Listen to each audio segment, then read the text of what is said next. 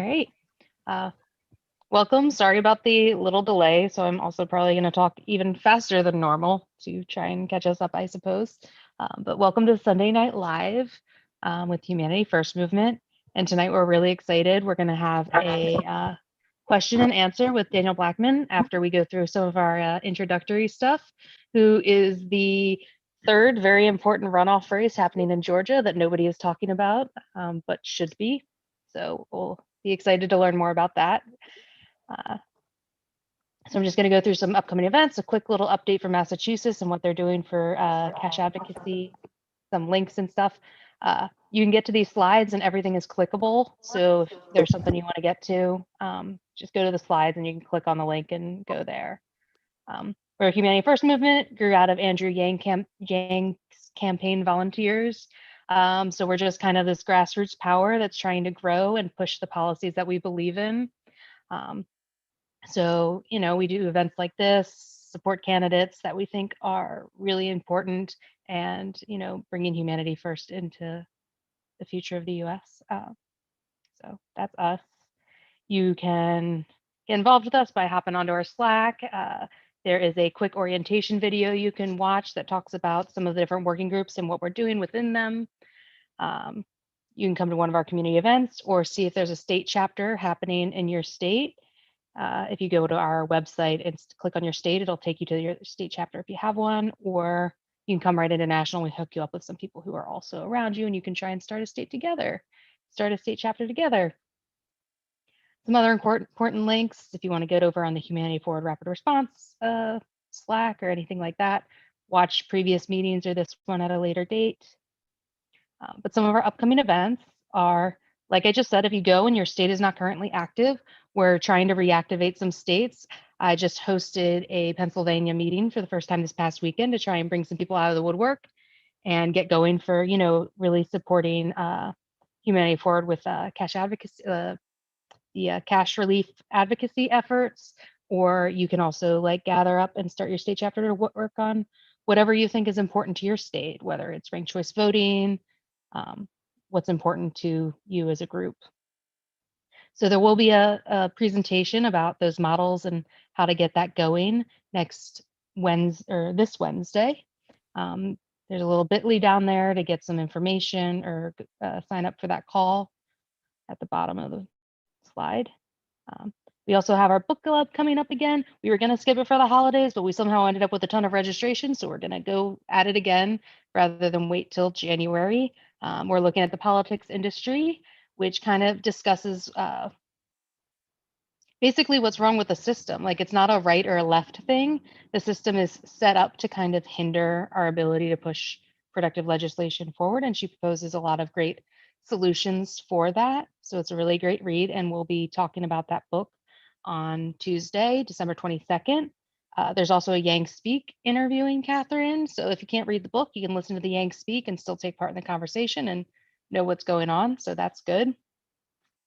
And then our Partners Income Movement have a meeting every Tuesday where they kind of talk about what's going on in the basic income community in general. So that's a great way to plug in if you're interested as well. Right now, the big push from Humanity Forward is this cash advocacy relief. So making sure we get some direct cash payments out to all Americans, because that's kind of what everybody needs right now with COVID-19 happening. So a lot of states have signed on, but if you're interested in signing on your state or learning more about it, you can go to the link down at the bottom or email Gray, who's actually on this call. So maybe when we go into the hang at the end, you could also ask him some questions or ask him some questions in the chat if you want about that effort. And what's really great is our State of the States is a new segment we're about to start where we're going to kind of spotlight different states and what they're working on. So tonight we're going to do Massachusetts, and Keith's going to take a few minutes to kind of talk about the success and the lessons that they're learning with their cash advocacy effort, to hopefully also inspire some other states and give some insight into what that looks like. So Keith, are you on? Yep. Hey, Megan, thanks. Take it away. Yeah, and thanks for also formatting the slide. I believe you helped with that, so thank you so much. No problem. So I'll just give a quick overview, and I'll try to go through this quick. So I'll just give a quick overview of what I'm going to talk about real quick. The first is some of what we've learned here in Massachusetts with regards to congressional pressure for cash relief UBI. And the second is, how to kind of replicate these processes we've been using within your state.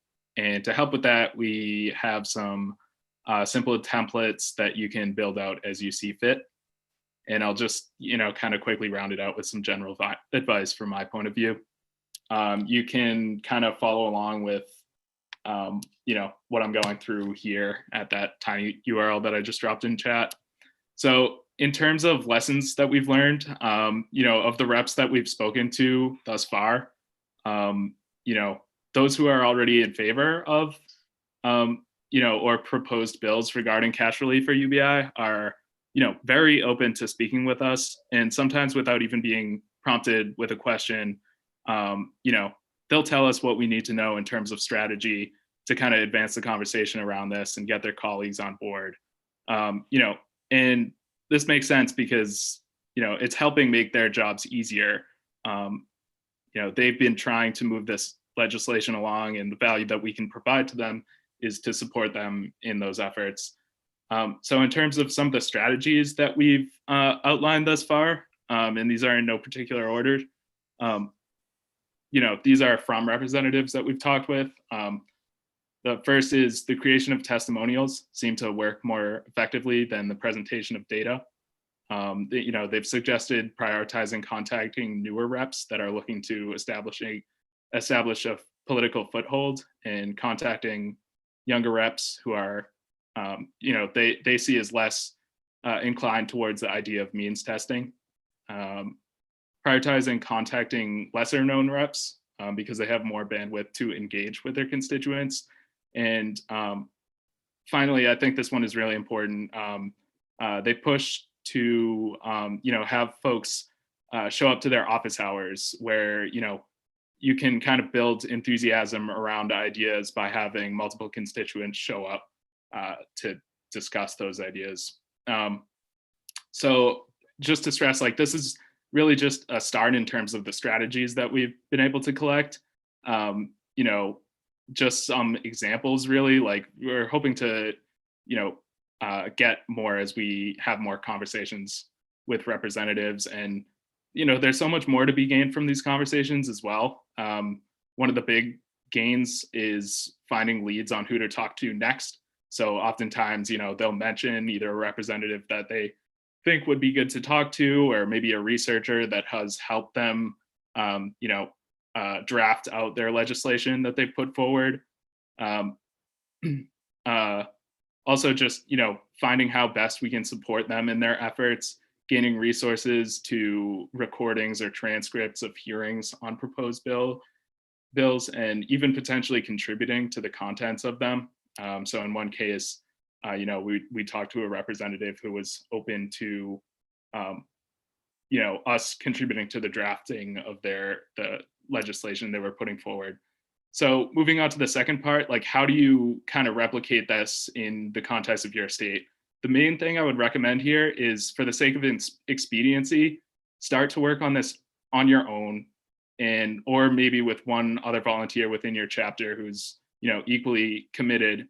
Then bring everything you learn and all the conversations that you have and whatnot back to your chapter, rather than trying to, figure out availability for your chapter as a whole and coordinate that with a rep. So in terms of what you do, I think the first step is probably just to contact a representative, try to set up a 20-minute call with them or staff, and it'll just kind of help get things in motion and give you some clarity on how to proceed. And while you're doing this, if you can start to build out data sets on everything related to UBI and cash relief within your state, where representatives stand on it, organizations within your state that might be able to help you, a content library for all things, UBI and cash related, that's either produced within your state or about your state. That's been, really fun for me to work on, just trying to get different videos and articles and kind of build a library. And then maybe, try to get like 3 or so volunteers that are kind of on the periphery of work on your state and not maxed out on what they can do, and just kind of broach the conversation on what you're working on, and see if they might be able to, if and where they might be able to help you, and try to get their feedback on some of the tools you're building out, and then try to expand that orbit. See if you can find um, representatives or organizations to build relationship with, and then try to hold a statewide meeting to go over this in greater detail, and start to include that orbit in this conversation that you're having. And I guess my final piece of advice here is try to not get bogged down in the data gathering. There's so much data that you can be collecting, that I think it's important to not just work on that. Like, try to contact the reps and volunteers and thought leaders and set up meetings and loop them into your own, to kind of balance that data collection. And I think that's it. Awesome. Thank you, Keith. And I'm sure you can also send some questions to Keith in the chat if you would like. Not to offer you up or anything, Keith. Sorry about that, but I'm sure people might have some questions or be curious. I'm going to try and breeze through some of the next bits so we can get to our star of the hour, which is also, I think why a lot of people are here. We're all thinking about Georgia right now. So I just want to toss this up. Yang visited the Math House today, which is a house put together of a bunch of canvassers by the math movement. So, they've kind of brought them down till he's been hosting them in this house, going out and canvassing to get out the vote. So if you want to donate to the Math House, there's a link down there at the bottom. And then what else do we have? Just some other general links if you want to hook up with Humanity for Georgia and see what they're doing to help out. You can sign up for Daniel Blackman's campaign, the Senate campaigns with Fair Fight to get out the vote, things like that. Just some links of where you can go. If you like to phone bank, there's a really fantastic deep canvassing phone bank being put on by People's Action right now. So deep canvassing, you actually try to get into conversations, and it has a great impact of actually swaying a vote or having influence.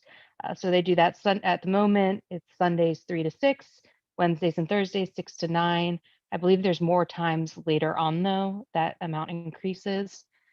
But if you don't like talking to people, there's also a letter writing party, a Zoom party put on by Humanity for Georgia every Monday.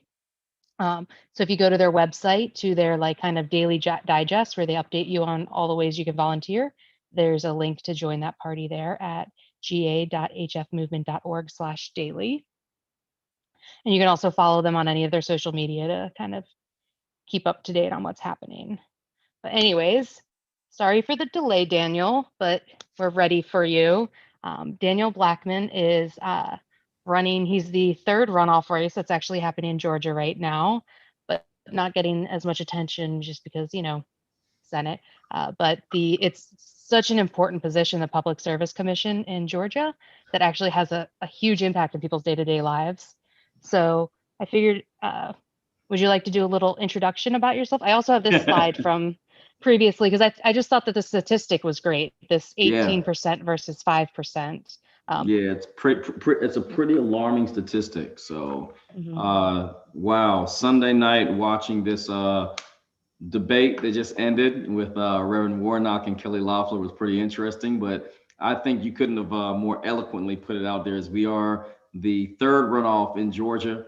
As long as people remember that there is a third runoff, that is that helps us immensely. We have an opportunity to be the first Democratic candidate. We, meaning my campaign teams, have so many people working hard for us.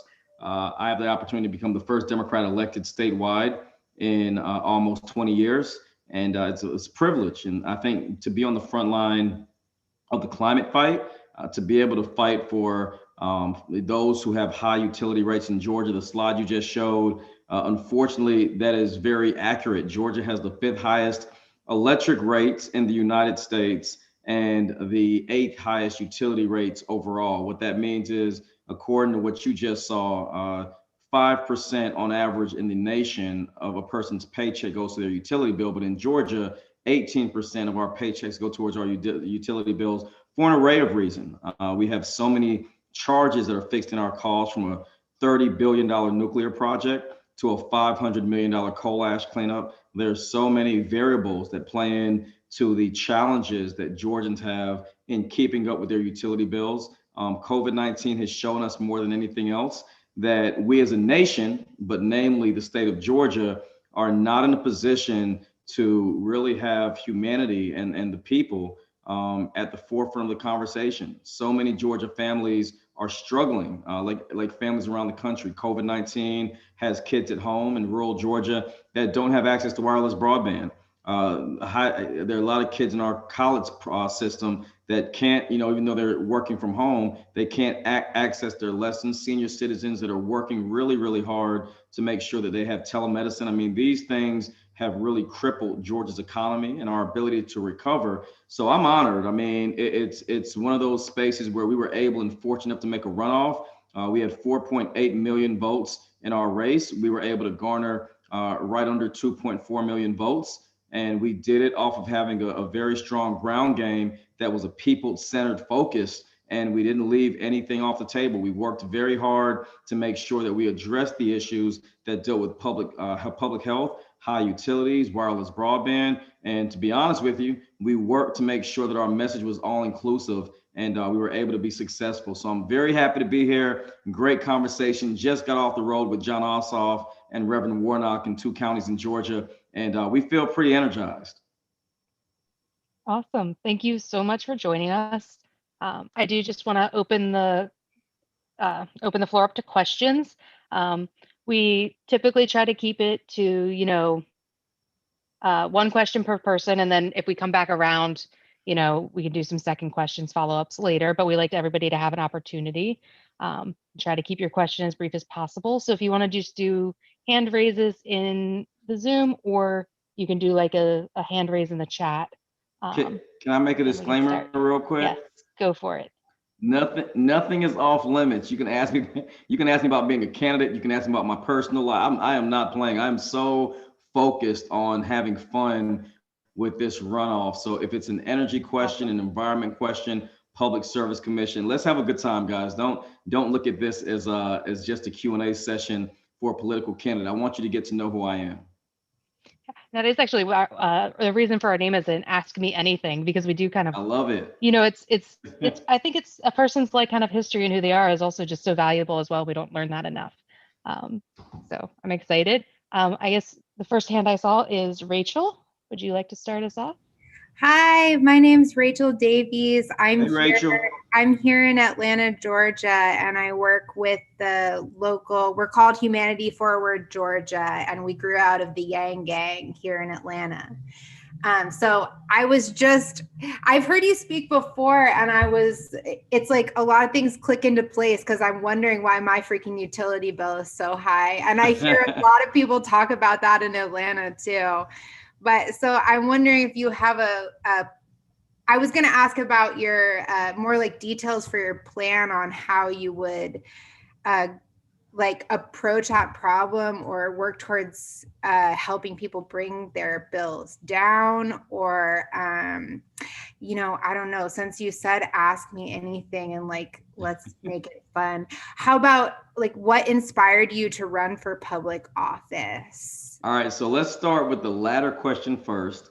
What inspired me to run for office? I grew up with asthma, and being a kid in this country, Black children and brown children in this country get asthma 3 times the national average. So growing up as an athlete that had asthma, and then as a college student at Clark Atlanta University, I really began to see a lot of issues that I knew were related to the environment, but no one really ever explained that to me. And the interesting thing was my entry point to environmental justice was Hurricane Katrina. When Hurricane Katrina happened, I volunteered with my church to go down to the lower 9th Ward of New Orleans. And I saw chaos, I saw death, I saw, floods that I couldn't explain. And somebody said, yeah, this is global warming, this is climate change. And no one that looked like me had ever really broken down what that meant. And I'm a nerd.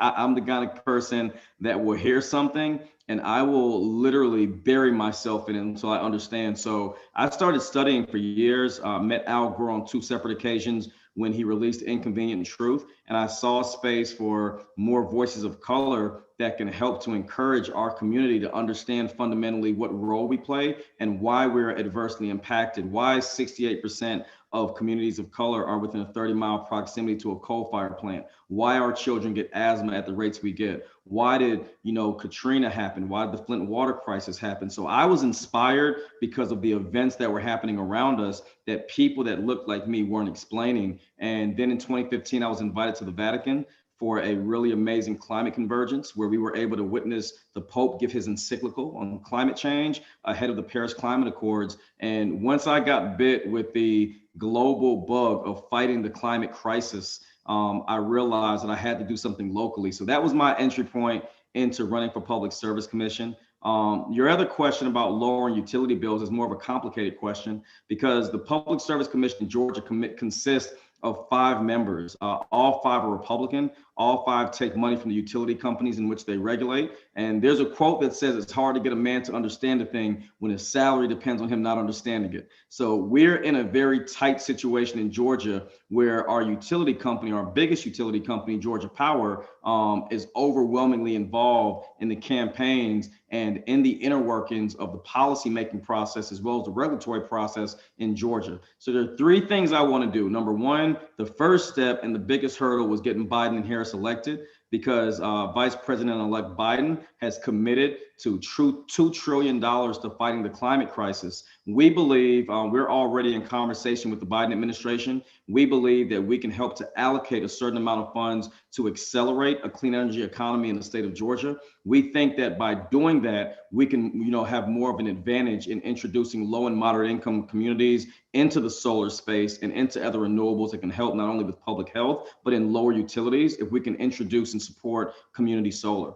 Number 2, we've got to really just cap off the overruns in Georgia. Most ratepayers don't get what's called an itemized bill. So an itemized bill will show you every charge you are utilized for, from your meter being read to a storm to the gasoline that the utility trucks use when you're getting lights back on. We need to understand that there's certain things on our bill. For instance, there's something called the nuclear construction cost recovery. That is the result of a $14.5 billion project that was supposed to go online in 2017. Well, unfortunately, it's 5 years behind schedule and it's $14.5 billion over budget. Guess who gets to pay for it, Rachel? You and I. So that alone factors in to the fact that Georgia's base rates have been increased, and we need to not only cap what other costs are coming on, but the last point I'll make is that we need to fundamentally stand up to the utility companies. Our campaign has decided very early that we will not take any money from the fossil fuel industry. Why? Because we want to be able to go to the utility companies and put people ahead of profits. Georgia Power is a shareholder-driven company, so their interest is in the profitability of their company and the return on investment of their shareholders. Well, that means that all of the costs the Public Service Commission has to deal with are shifted onto the ratepayers and not onto the utility companies that are putting us into the position we're in. So we have a very robust plan. And the great thing is it's a 6-year term. So I get to have some time to really get my feet wet, work, educate the community, and work with people like you to make sure that we can bring new ideas to the utility companies instead of just giving them a blank check to everything they want to do. Thank you so much. Great answer. I think so. There's someone next after me. Yeah, thank you, Daniel. Thank you, Rachel. Up next is Jacqueline. Okay. Are you ready, Jacqueline? You're muted, Jacqueline. Can you hear me okay? Yeah. Okay. I'm sorry. You had already answered part of my question about the PUC makeup in your state. I've been fighting about this for years, decades, in my own state, Pennsylvania. Wow. To fight against deregulation and privatization of utilities, which originally caused the problem.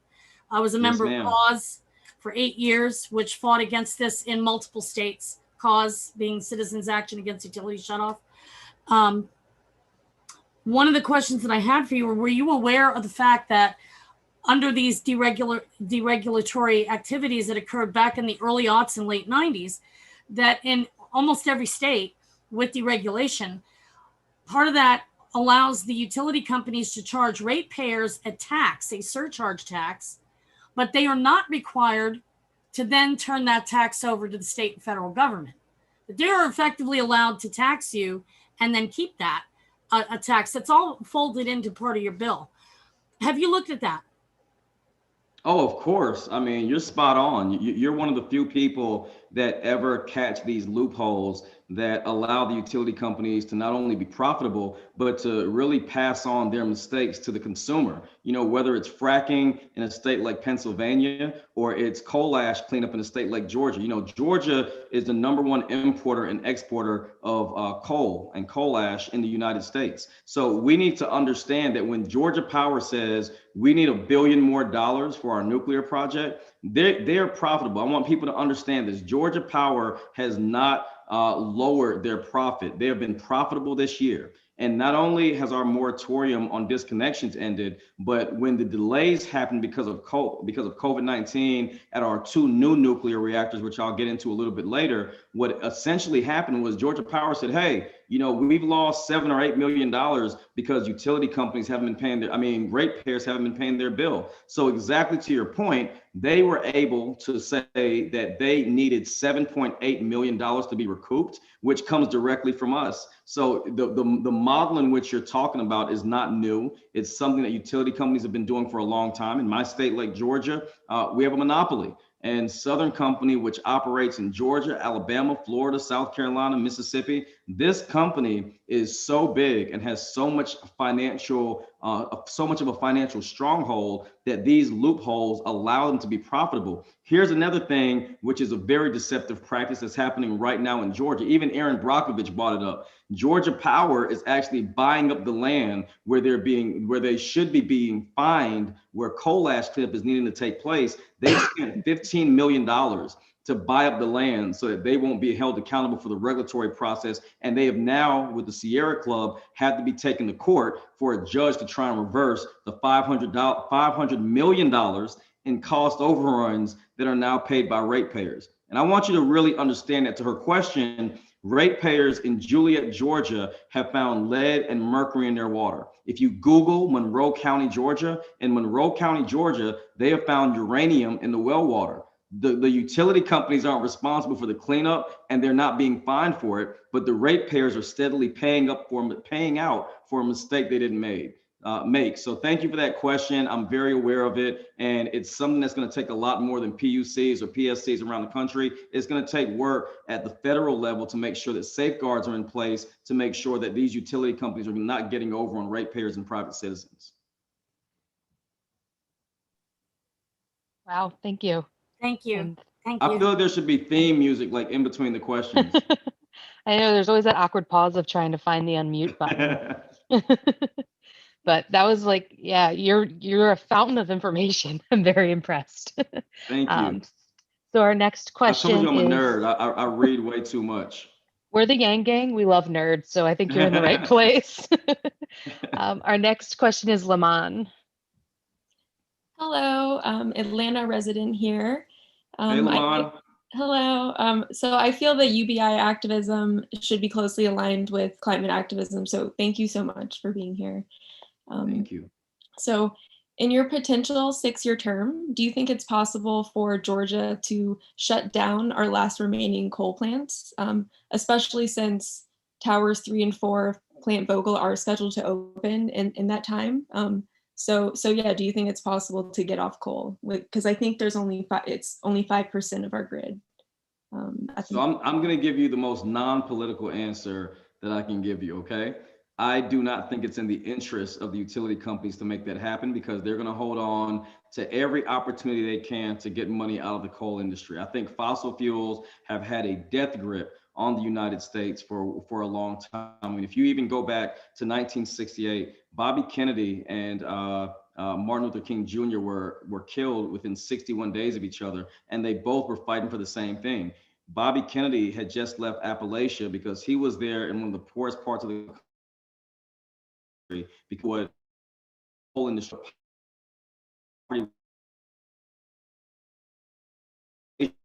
workers. We have to understand that in our country, we've gotten away from what is right, what is the best thing to do for the best interest in the will of the people. And we've gone towards an economy and a society where we're so fixated on profits that I believe that question, it should be a simple yes. You know, if we can find $14.5 billion more to invest into nuclear, why the heck can't we find a couple more $1 billion to invest into solar and other renewables? Why can't we look at wind research in the North Georgia mountains? Why can't we look at coastal Georgia, not just with solar opportunities, but with landowners and farmers that have agribusiness opportunities to expand their bases, whether it's through biofuels or multiple different aspects that we can explore. So I think your question in the most, the most realistic opportunity, electricity generation in 2019 versus coal accounted for 20%. So I want people to understand that the coal industry is so strong in Georgia. And I'll end with this part. In 2013,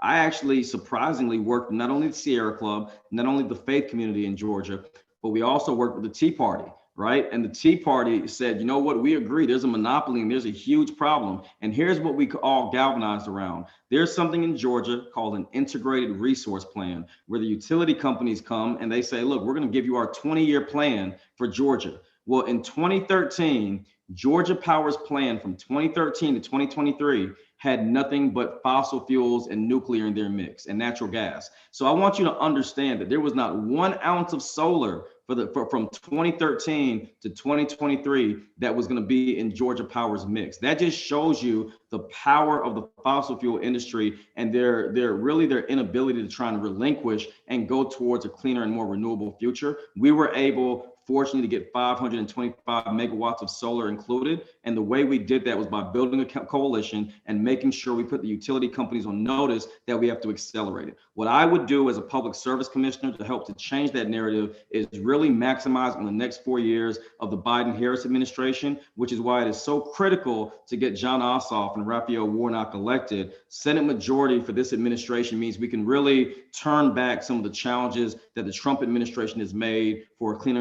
energy future, but then also implement opportunities in states like Georgia and cities like Atlanta to make sure that the investment is there for us to be able to drive that conversation and move further away from coal and more towards renewable energy in the state. Awesome, thank you. The next question that I have is from the chat, so I'm just going to read it. And it says, please tell us a bit about the coal ash pond closest to Columbus. What condition are they in and what danger are we in being downriver from it? Well, I would have to look into that one. I'm more familiar with what's going on with Plant Shear near the coal ash plant near Juliet, Georgia, and other parts of the state. And forgive me, but we're currently we're mapping out the entirety of the state, and we're looking at the effects by zip code and by county. I'm from Columbus, Georgia, surprisingly, and we were just in Columbus about 2 or 3 weeks ago. And one of the main issues we talked about was the water. So we're dealing with river keepers right now, Riverkeeper Alliance. I'm a board member of the Georgia Conservation Voters. I've been endorsed by the Sierra Club. What I do know about coal ash in the state of Georgia is that Georgia Power's, I think 11 of their 12 plants, we already know where the challenges are happening. We don't know the depth of what some of those impacts are, but we're focusing on going to these cities. So I'll actually be in Columbus. I'll be in Juliet, Georgia on Thursday. We have a debate, which is great for us. So we get to debate our opponent. We're going to be in Juliet, Georgia. We're going to be meeting with local officials. We're going to be meeting with civic leaders, with community leaders, and making sure that we're mapping it out. So we have a power mapping strategy within our campaign right now. We've got folks that are deployed in about 6 or 7 counties in Georgia, and their specific focus is twofold.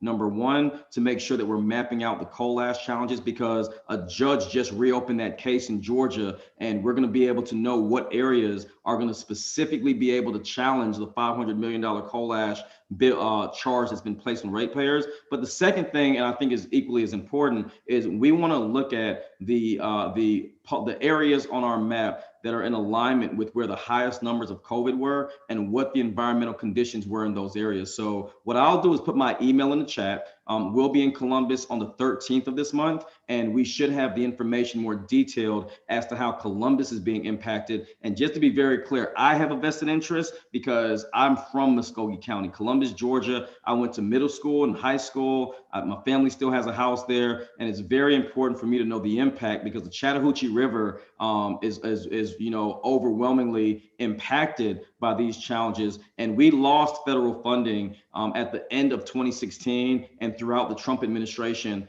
for testing waterways, specifically the Chattahoochee River and the Savannah River site. We lost federal funding. So we're no longer even testing the water quality for us to answer that in real time because the information we currently have is outdated. Wow.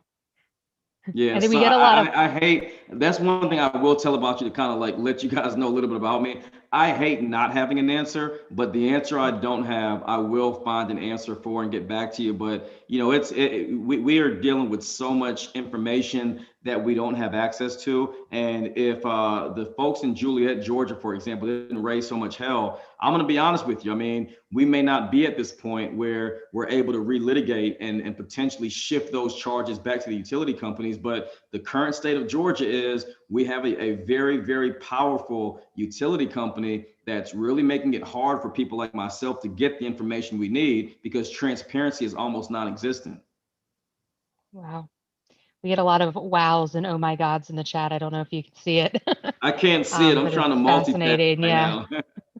now. But our next question is coming from Brad. Hey, Daniel. Hey, where you from, Brad? So I'm a reverend up in your backyard in Forsyth County. Wow. And Brad. Wanted to ask a fun question for you. Okay.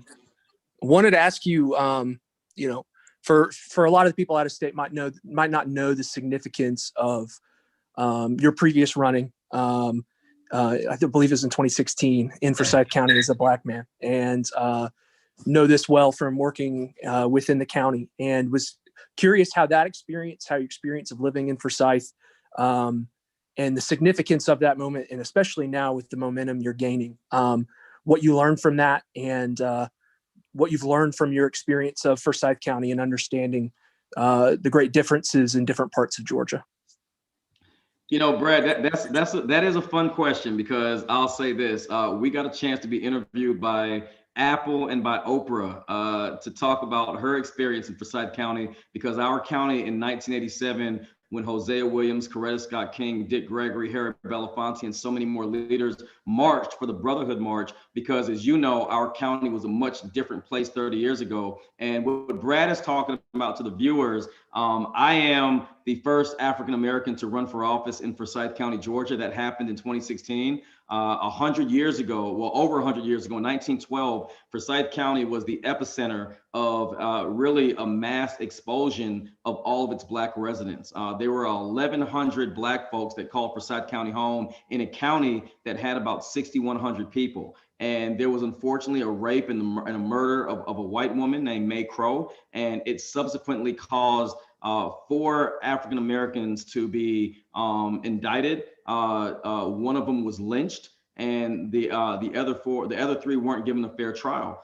Fast forward 100 years, and Forsyth County was known as a sundown town. And so we were one of the last known sundown towns in the Union. And what most people don't realize is the reason why Hosea Williams marched in Forsyth County was because in 1987, when they came to go to a church, to the Reverend's point, they were met with bricks and stones and sticks and guns, and they were turned around. Well, Hosea Williams, for those of you who know the name, was one of the lieutenants of Dr. Martin Luther King Jr. And when they turned around that bus of a couple hundred, they came back with 20,000. And as a result, Forsyth County, unfortunately, was under a very dark shadow for a long time.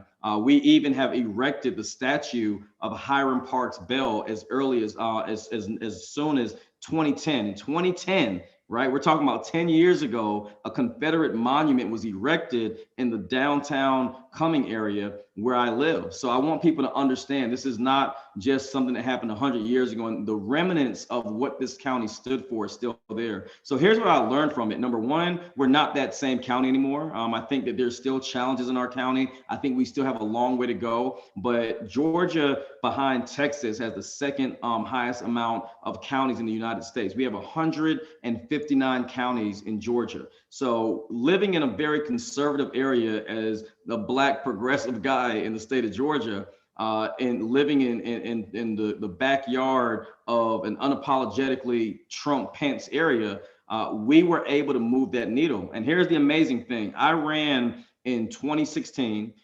President Obama in 2008 got 18%. In 2012, in 2008, he got 20%. In 2012, it went down a little bit to 18%. I got 26% when I ran in 2016. And when Stacey Abrams ran, the really cool thing is Stacey Abrams got 26,000 votes in Forsyth County. Well, I got 36,000 votes this last election, which means the trend from 2008 to 2020, just in 8 years, we have literally flipped 2 precincts, and the county has fundamentally changed with the fastest growing Indian population in the United States. Even though the numbers aren't where we want them to be, I think this part of the state, being at the foothill of the North Georgia counties that I would represent, it really shows the reason why Biden and Harris were able to win in Georgia, because in areas like Forsyth County, where Democrats would not dare put their name on a ballot, in areas like Raven County, Dawson, Lumpkin, and so many other North Georgia counties where Democrats just didn't turn out, Democrats turned out in record numbers. And here's the thing that I'm excited about more than anything else. My experiences in Forsyth County have made it a lot easier to go into South Georgia, rural Georgia, and all over the state, where the reflective space of like the demographic of what the politics are locally, it's made it easier for me to go into areas that are quote unquote hostile and still have a message of lower utilities and expanding wireless broadband. Because when people know where I'm from, that stigma of not being from Atlanta kind of opens the door to making people feel more comfortable about what our platform is. So thank you for letting me kind of go in that little historical context, man. The county has a long way to go. If anyone on this call wants to learn more about the county, there's a book called Blood at the Root by my friend Patrick Phillips, and it actually chronicles a lot of the history of the county in which I live. Oh, wow. Can somebody type that title into the chat so we can all have that referenced? Yeah, Blood at the Root by Patrick Phillips. I'll make sure I type it in if somebody else doesn't find it first. Great. I do just want to note it's 9:23, so I want to be respectful of your time since I know we only told you till 9:30. So if you have a hard cutoff or whatever, if y'all need let to us know. 9:45 and you guys keep acting, I'll stay on. I mean, we've got a queue of questions, so I think we can definitely keep you past. I just want to make sure you're okay with that. Nope. Look, you know what the difference is tonight is 90% of the time I'm on the road. So look, I'm at home. Like I got my fireplace behind me. I'm on my couch. So I'm comfortable. If I were on the road, you might not have me for 30 more minutes, but I'm good. So we can keep going. Great. Thank you so much. Our next question then is from Catherine. Thank you for joining us. And I guess I had 2 quick questions. Okay. There's a lot of focus on kind of all of the races that are happening right now. So for folks that are kind of looking into Georgia and thinking like, how should I spend my time? Sometimes they think, oh, should I be phone banking or text banking for the 2 senatorial candidates? And so I'm wondering if you can talk a little bit about how your campaign and their campaigns are interrelated, that, turnout for one of you really supports turnout for all 3 of you. And then also we have folks in Georgia who are canvassing door to door, and, every day there's more and more groups kind of standing up to go out and do appropriate socially distanced canvassing. But if you had any advice of particular areas in Georgia that you would suggest folks focusing on, we're always looking for advice from folks that are, really plugged into the data of how best effectively to support you all. So Catherine, where do you live?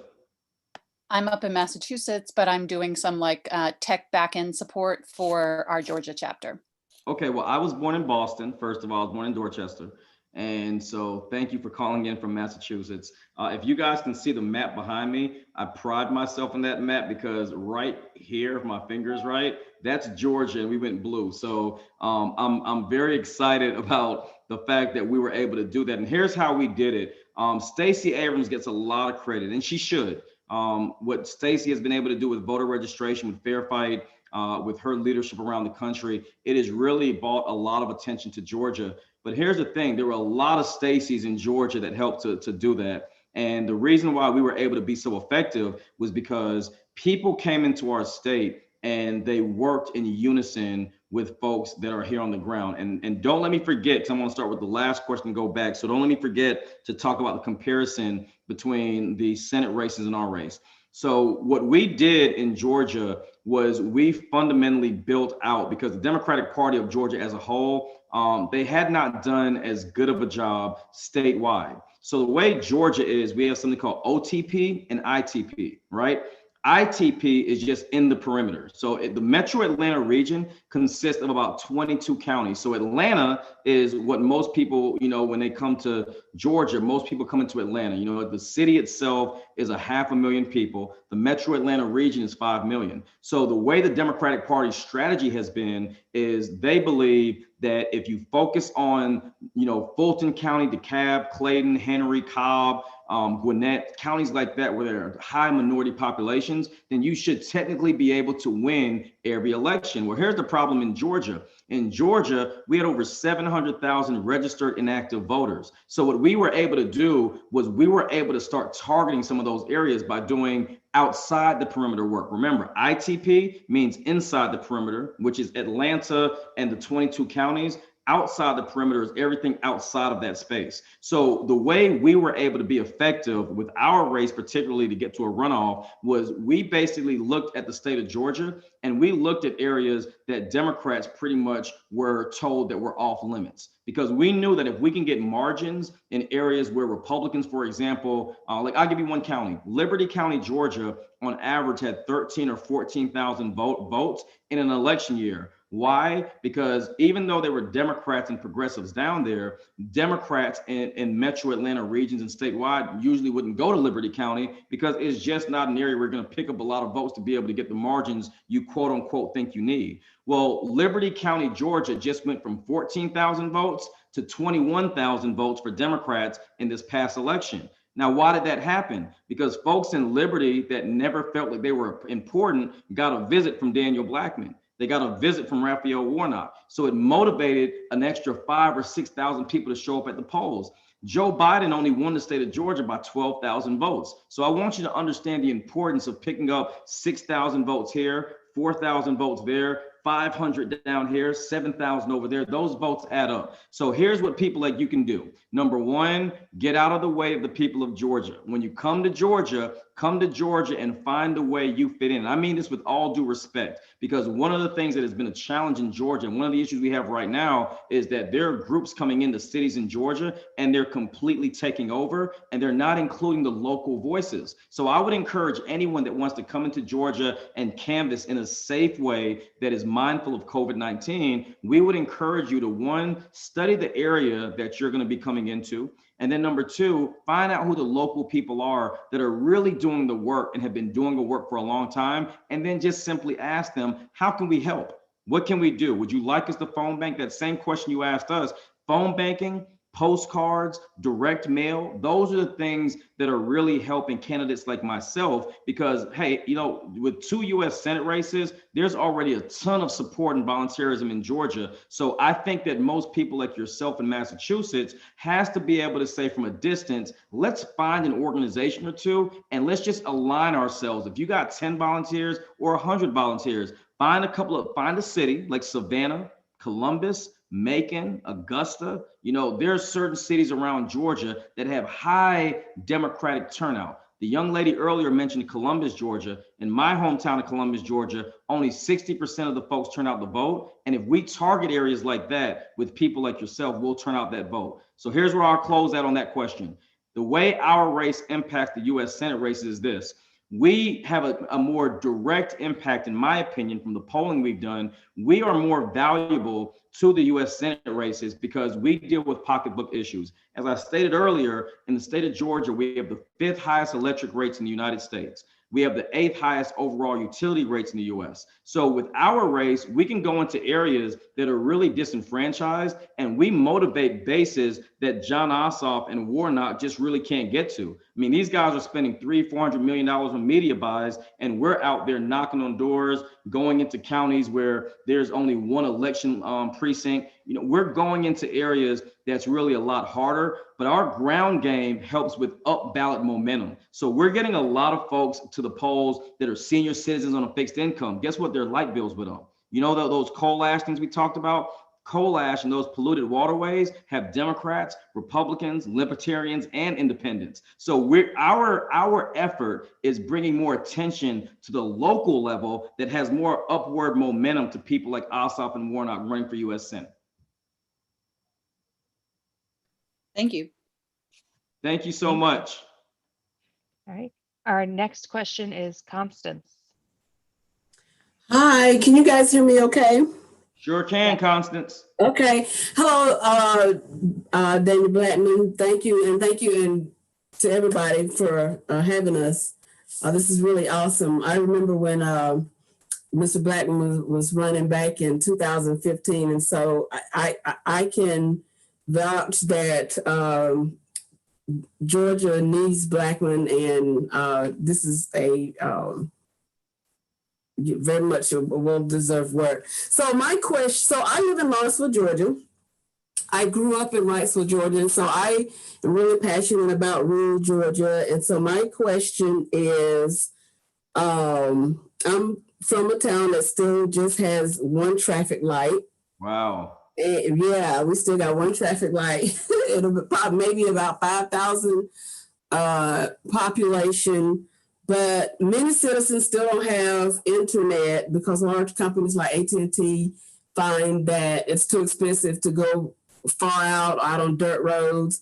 And so people end up with companies that are smaller and are able to charge outrageous rates. So I just wanted to kind of ask you, what do you see as a timeline in terms of getting rural internet across Georgia? What does that plan look like?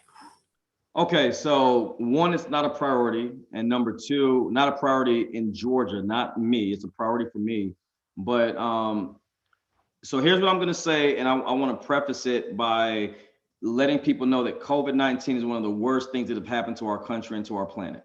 However, I think that there was no better challenge and risk to heighten the awareness of why utilities and wireless broadband are of the utmost importance. All right, at the end of this year, 23 million Americans run the risk of eviction, and 205 million Americans run the risk of utility disconnection.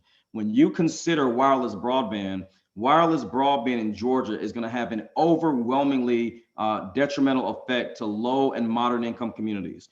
88% of Georgia's prison population reads at a 3rd grade level. Okay, I'm going to repeat that number for everyone that's listening. 88% of Georgia's prison population reads at a 3rd grade level.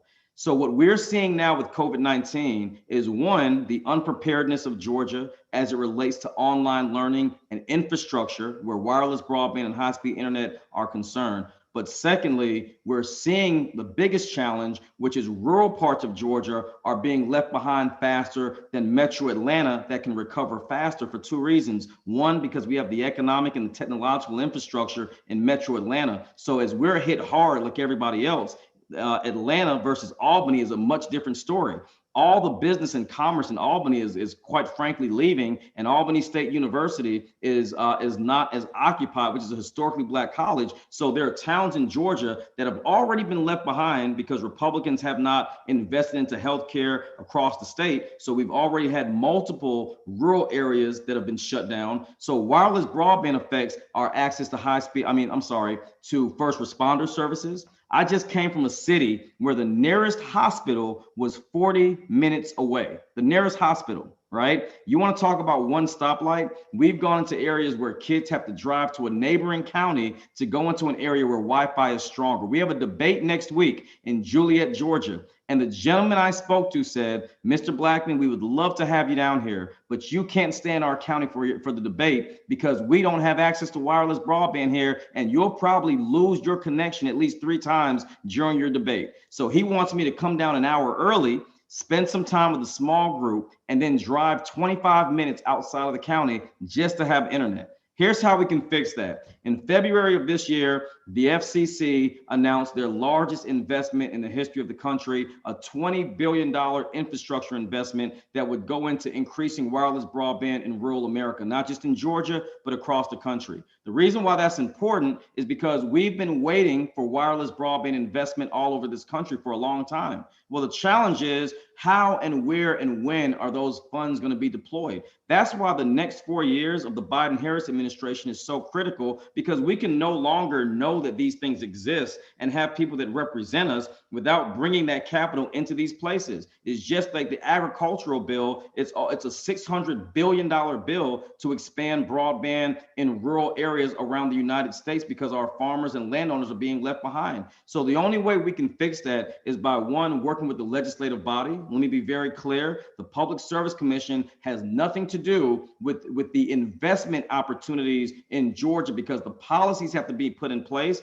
for companies like AT&T to be able to drive that investment into that part of the state. Where a person like myself comes in that can make that a reality is that I can help lead the effort and have the Public Service Commission as a sounding board to make sure that we map out all these areas that don't have coverage. We're going to be adding that on our website this week. I'm sorry, not on our website. We're going to be adding that in a video message this week, where we're going to be communicating with people around the state to let them understand that we have to drive this investment in the next 3 to 5 years. What COVID-19 is showing us right now is that we may very well go through 2021 with these challenges. And if the infrastructure is not in place, the United Nations released a report, and I'll end right here. The United Nations released a report with their education committee that said 290 million children around the world have dropped out of school since COVID.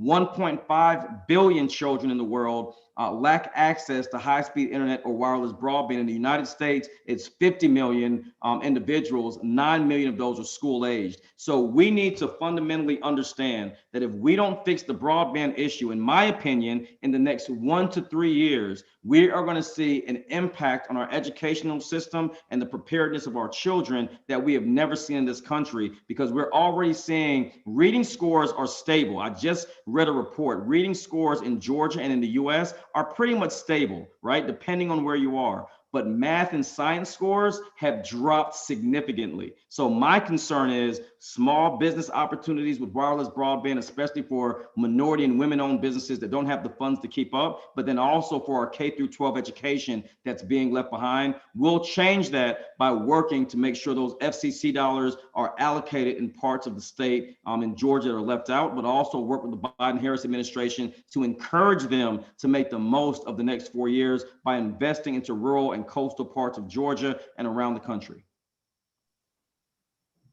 Thank you. I give long answers, my bad. I mean, as long as you're okay with how long you're here too, we're good. Hey, I'm good. Next in our queue is Tyler. While Tyler is asking his question, I'm going to very briefly share my screen again, because I want to make sure these links get up here.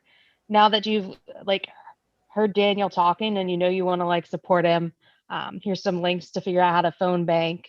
Daniel for Georgia, take action if you want to volunteer any other way, donate, anything you can do to support. I don't know if you have anything else you want to throw out there of how people can best support you in your campaign, Daniel. These are the links. No, we're re-releasing our Now This video. We're working with the Sunrise Movement to release a really amazing new campaign video. We're uploading 3 of our most recent speeches where we're giving facts and information. So, I mean, share.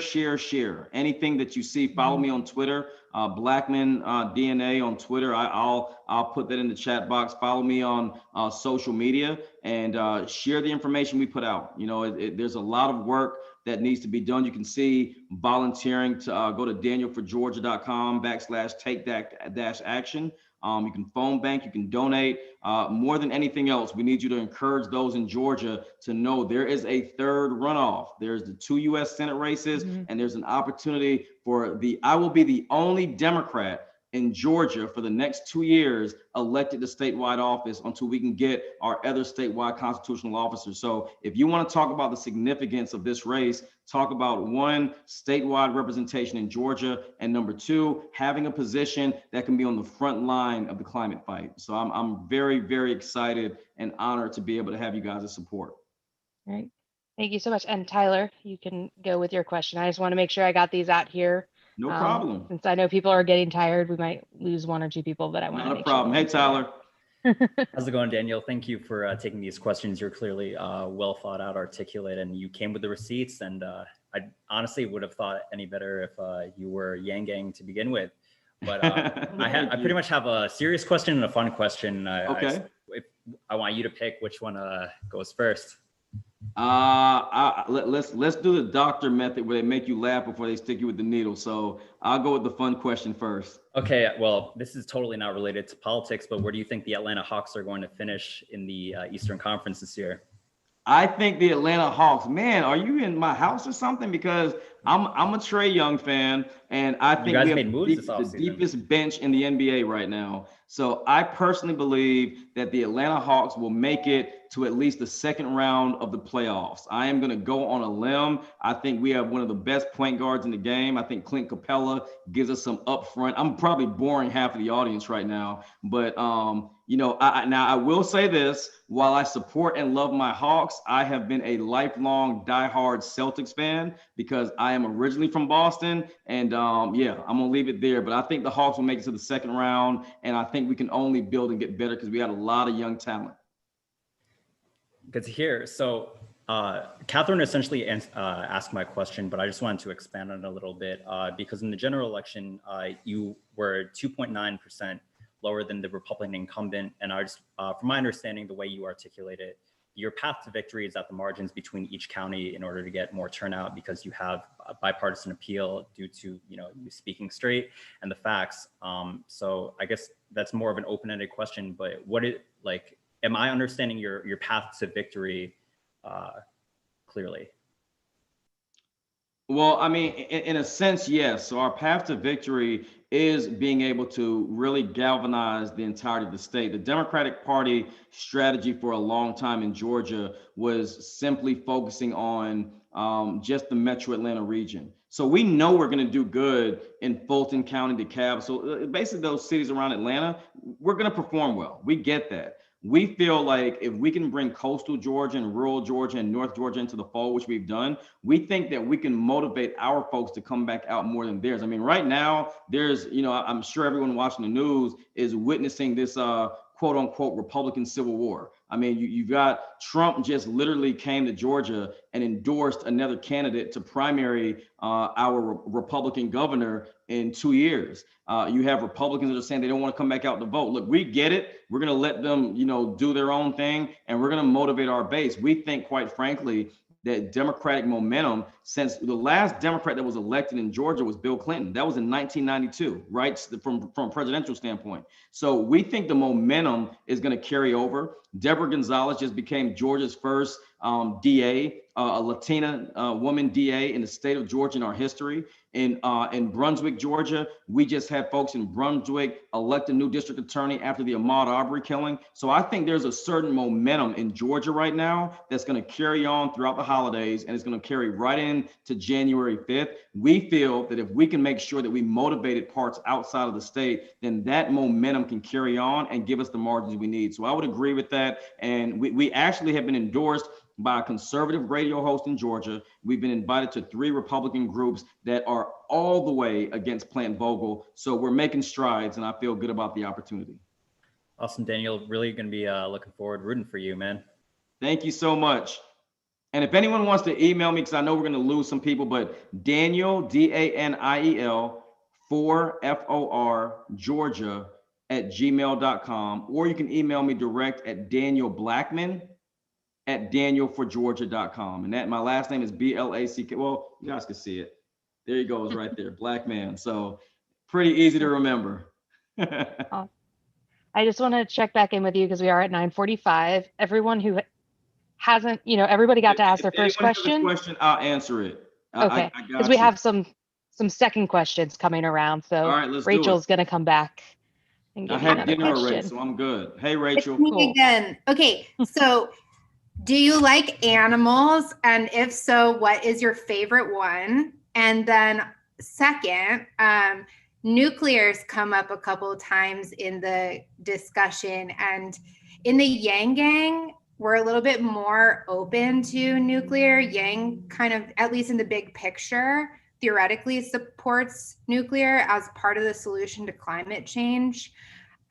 For me personally, I'm like pretty open-minded to it, but I'm interested in your thoughts. It's not always the most popular thing in the progressive side. Oh my gosh. That's my answer. This is my buddy. Guess what his name is? His name is Cujo. So yes, this is my buddy right here. He is a Yorkshire Terrier, and so I love him, and he was laying down, so I actually woke him up for him to get a little photo op real quick.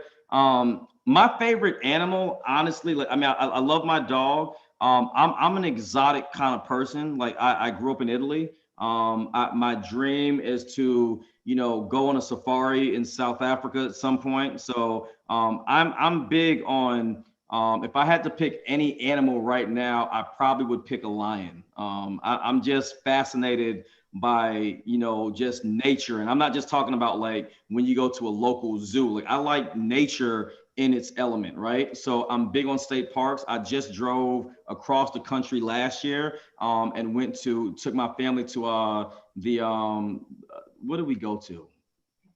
The Grand Canyon. I'm sorry. You can tell it's late when I have to think like that, right? So we went to the Grand Canyon. Now on nuclear, here's my stance on nuclear, because nuclear is one of those areas where it's so complicated that we really haven't had straightforward answers in a long time. I don't have a problem with new technologies that are coming out that are safe, that have been scientifically proven to have more of a cleaner impact on the environment. I am not a nuclear regulatory person. I'm not a physicist. But when I say I read, I really read. And what I am pleased about is that the nuclear industry has made strides to create more technology that I can actually be a little happier about than the outdated stuff that we currently are faced with that's not secure, that is leaking into our waters. There's something called tritium that leaks into the water. In the Savannah River alone, it only affects women's reproductive systems. I testified before the Nuclear Regulatory Committee because when we took away federal funding from the Savannah River site in Georgia, we ultimately put our women at risk because our ecosystem wasn't being checked for contamination. So I support ultimately a moving further away from the nuclear space into more cleaner renewables, but I'm not opposed to what we have that is updated and upgraded with what I think is the direction we're going in. For instance, with Plant Vogtle, that project is so big right now and so immense, and we've seen so many failures that I just don't support the current space that is putting the burden on the ratepayer and for the challenges we're facing with transparency. I can't even answer the question about the technology with Plant Vogtle 3 and 4 because they haven't released a lot of information. And what they have released with Westinghouse that went bankrupt, we don't know what that service and what that construction looks like going forward. So I will only support technology that has been scientifically proven to be cleaner and safer because I believe that energy and our ability to operate as a country needs to be done in the most safe and reliable way. But we're over investing into the fossil fuel industry and quite frankly in Georgia into nuclear and under invested into solar and other renewables. We need to have a more balanced approach, but we got to make sure what we have is safe and clean. So that's my answer. And I'm still learning in that area. I think there's a lot that we're going to have to unpackage once I'm elected. So thank you, Rachel. And are you in Georgia? Yes, I'm in Atlanta. All right. Well, I hope I've earned your vote, Rachel. Definitely. She's our humanity forward Georgia president, right, Rachel? I think you're the president of HFGA. Technically, currently. Yeah. We got to stay in touch, Rachel. We got to have another conversation. Absolutely. Thank you. Next in our queue is Brad again. Okay. Hey, Daniel. So at the local church where I pastor, we have worked with an agency out of Atlanta called Georgia Interfaith Power and Light. I don't know if you're familiar with it. They have. Shirley has been my mentor for 20 years. That's awesome, man. Great people. And we've recently done a solar audit through them. It's a great resource for any faith community within Georgia, and found that if we put solar panels on our gym and on top of our sanctuary, 100% of our electrical would be clean energy from those solar panels based on our current energy output. But I've learned a lot about solar in Georgia in this process, that there are only 2 companies that would be willing to do bids for us. And even in that, it doesn't line up as well with other states in terms of the potential savings that can come from it. There's not sort of incentives that you can find in other places. And so I'm curious, not only for businesses or faith communities or whatever, but even for, individual homes, how can Georgia do better to incentivize solar? Because it is a no-brainer. I mean, I've been able to talk with members at my church in what is Forsyth County, a conservative area, and the climate change argument might not be something that's important to them, but if it saves them a few pennies, that is something that's important to them. Yeah, fiscal conservatives tend to be socially progressive when you save them money. Yes.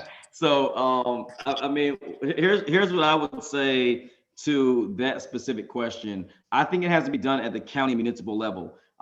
Again, I went to Rome and to the Vatican in 2015, and was able to witness the entry points of the Paris Accords. And then Trump got elected, and we moved away from everything. But what sustained the United States was the county and municipal levels that were able to work in unison with their county commissions, their school boards, and their local government. Right. So when you look at a county commission and you look at city council, for instance, there are certain things you can push from an economic standpoint that makes sense. Like in Dalton, Georgia, they were able to get solar manufacturing because it bought jobs. So I think we need to talk about, for instance, in Forsyth County, we have the Alliance Academy. Why not go to the Alliance Academy and utilize that program, right, to teach kids about not only solar manufacturing, but solar installation? I mean, why not turn it into an entrepreneurial opportunity for our young people? Because right now you can take mechatronics and at the Alliance Academy, you can study the drone operation, you can take the solar track. Why not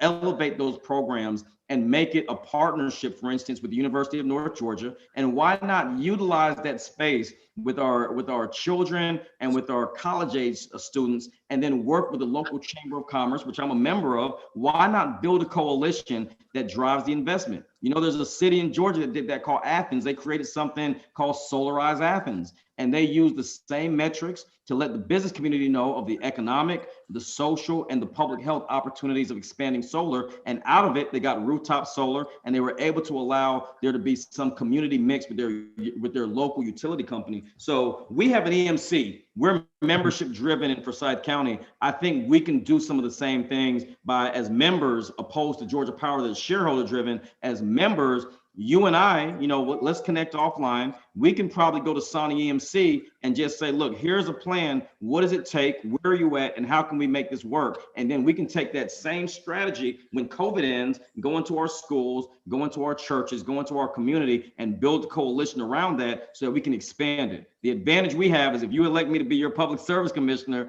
we can help drive that in Forsyth County, and we can make it contagious around the state, which is what I would hope to do. Awesome. Thank you for your time. Thank you. Thank you. We still have another. Lamont, do you want to ask it, or should I read the one you posted? Yeah. So I'll read it.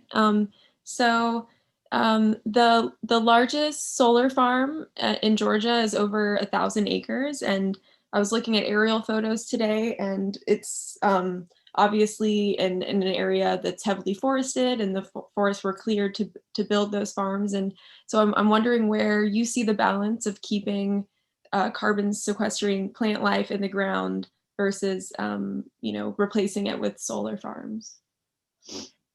I mean, it's interesting because, you know, in my opinion, I think, and I'm being selfish, but I think solar farms is more of a direction I'd like to go in, because I've been working on opportunity zones for the last several years, and going into rural Georgia, I think we have to have the most simple entry points. With me, solar farms makes more sense because I've seen more of a willingness at the county level for these businesses to invest into the infrastructure that will allow that to happen.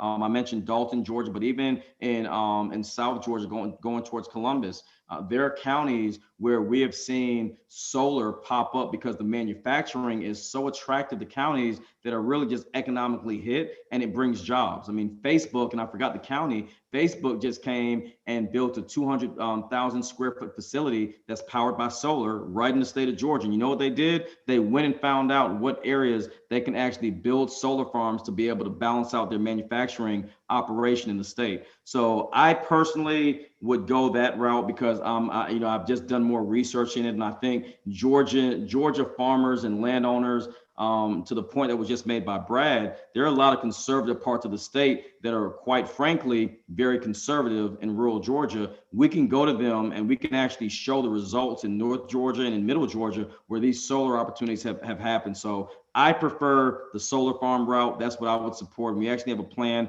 that we'd like to implement within the first 100 to 250 days of my candidacy and being elected. We think that we can already get 6 to 8 counties on board that are just waiting to have that support to make sure the plan is in place so that they understand how to do it. But obviously, we've got to get past COVID, but a lot of counties are ready to get back to work. And I think that's a really easy entry point to make that happen. Awesome. Well, I may not agree with you on everything, but I donated and I'm definitely voting for you. So thank you. Thank you.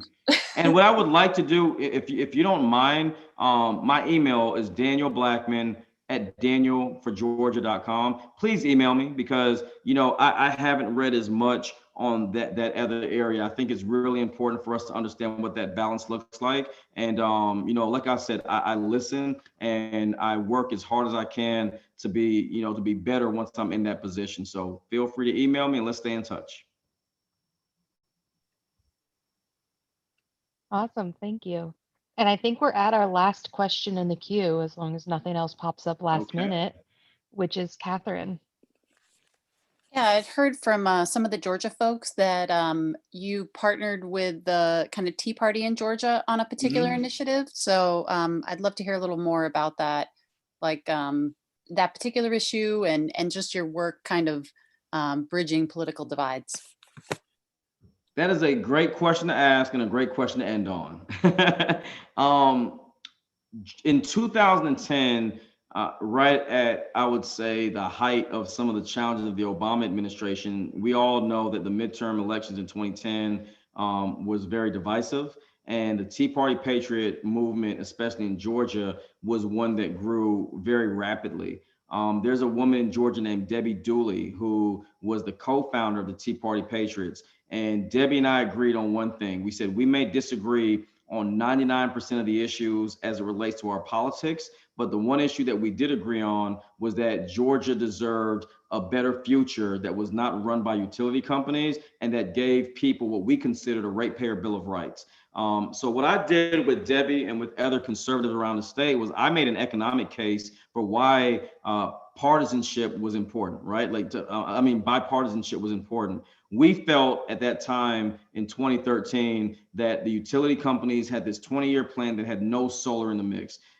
Even a person that is against climate change understands that if there's an other option that can save them some money and prevent their kids from having some public health ailments, then they would be willing to at least consider it. We knew that because we had seen it work in other rural parts of the country. We just hadn't seen anyone stand up to the utility company in Georgia and say, look, you guys need to pump the brakes and we need to really reconsider renewable energy and what we can do to invest into it. So we worked with the Tea Party, the Sierra Club, civic organizations, Georgia Interfaith Power and Light. We worked with the Democratic Party of Georgia, and we literally built a coalition. We did about 3 or 4 press conferences where we actually proposed what exactly we wanted. One of those main entry points was we wanted a ratepayer bill of rights. We said, look, any project that is going on in Georgia that is an investment made of the utility companies, the cost overrun shouldn't go on the people. When it came to solar, we were able to work with the Sierra Club and the Georgia Conservancy to educate the Tea Party. And again, we didn't agree on like 99% of the issues, but on that one issue, the more we were able to educate them, the more they were willing to say, you know what, I'm going to take a look at it. And we worked with them for about 6 months. And as a result of it, we went from having no solar in the mix to 525 megawatts of solar. And that wouldn't have been done if coalitions didn't stand to the utility companies. I think there is no way that I can be an effective public service commissioner in Georgia if I'm not willing to work with Republicans. I've already reached out to Republicans around this state, and I've said, look, my name is Daniel Blackman. I'm a Democrat. I'm the Democratic nominee for Public Service Commission. But right now in Georgia, we're being overcharged by our utilities, and we have a nuclear project that's taking money out of your pockets. And if you say you're a fiscal conservative, please help me to understand what we can do to meet somewhere in the middle so that the burden that the utilities are causing doesn't overburden the ratepayer. And that message has been consistent. Have I gotten 100% Republican support? Of course not. But have I had Republicans that deem themselves as fiscal conservatives say, you know what, this guy has a point? And the fact that we're able to point to projects, whether it's coal ash cleanup or nuclear, the nuclear construction, we're able to point and say, look, we want you to look at this for yourself. Next week, I will literally be getting ready for a debate, and I'm going to be meeting with the chairman of a county south of Atlanta. And he said to me, he said, Daniel, I don't know anything about your stance and your platform as it relates to the U.S. Senate. He said, what I do know is you understand the utility industry and you understand the coal ash problem. And my grandkids are drinking the water that's contaminated in this area. And I don't want that to happen. Right. This is the chairman of a local Republican Party that reached out to me and we had a conversation. Now, I don't know if the guy's going to vote for me, but I do know he wants to have a conversation because he knows kilowatt hours and coal ash aren't Democrat or Republican. They impact the community as a whole. So I hope that helps. And Catherine, thank you for your question. Megan, thank you. I know the room was packed and I know we lost some folks, but I'm happy to have answered those questions. This has been extremely fun. And yeah, I'm excited. I feel really good about our chances to not only help Reverend Raphael Warnock and John Ossoff be elected, but I feel really excited about changing the trajectory in Georgia. And I can't do it without you guys. So please contribute, please volunteer, and please tell your friends about me. Daniel Blackman, January 5th. I am in the runoff. Let's win this thing. Rachel, we're going to be in touch. I love your energy. And so thank you guys for your support. Thank you so much for joining us. This was fantastic. Thank you. So much insight. And I'm going to just bring up the slide one more time. Wait, that's not it. I will in 1 second bring up the slide with all the donation links and volunteer links. Did it work? Did I do it right? I don't know. Anyways.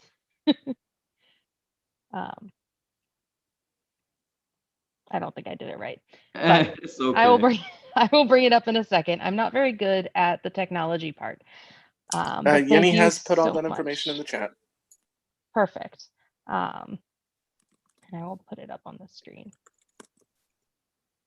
So once again, please support Daniel Blackman because he's awesome, as we all just learned.